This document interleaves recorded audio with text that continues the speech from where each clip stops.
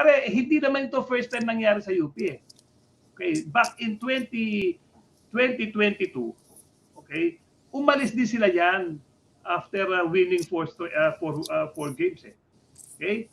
Umalis din sila, nagpaalam kasi that was in 2022, magbababol ano sila, practice, okay, in preparation for their stint sa Korea.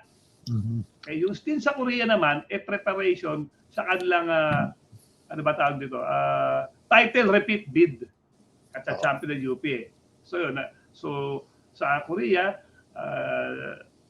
nakakuha sila ng magandang tune-up games against powerhouse collegiate Korean teams o Korean schools, okay, and even sa mga commercial teams, no.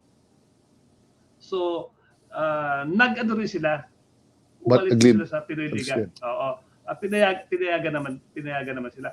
So ang nangyayari pare sa tingin ko, okay, sumasali sila diyan sa mga klase na ganyang liga, okay, para ma-expose yung player. Pero siyempre, pag nagkaroon ng conflict na they're weighing yung things, di ba? Wini-weigh nila yung kanilang mga yung mga bagay-bagay kung ano ba mas importante.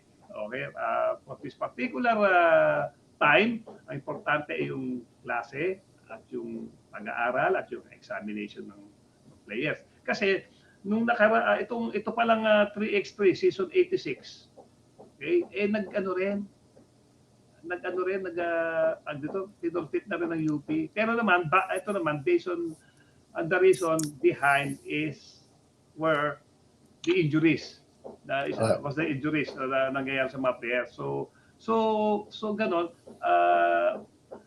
coming from a management standpoint, parang naalagaan nila yung players kasi wag mo naman pipilitin kung injured yan, disgrasya. Ito naman, yung pag-aaral, mas importante yan kesa sa paglalaro. Okay, kasi ang pag-aaral, parang hanggang 65 years old yan pag nagtrabaho ka na, nakatapos ka, di ba?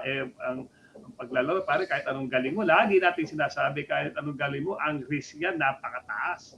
Okay, what happened kung may nangyari sa'yo? Ano pang babalikan mo? Kung hindi ka nakapagtapos, nag-aral. Di ba? So ganun ang reason ni UP.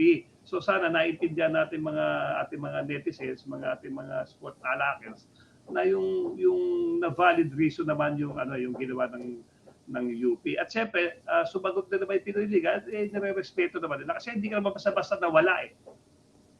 Okay? Nagpaalam ka naman ng formal sa liga na ganito yung kinakaharap niyo.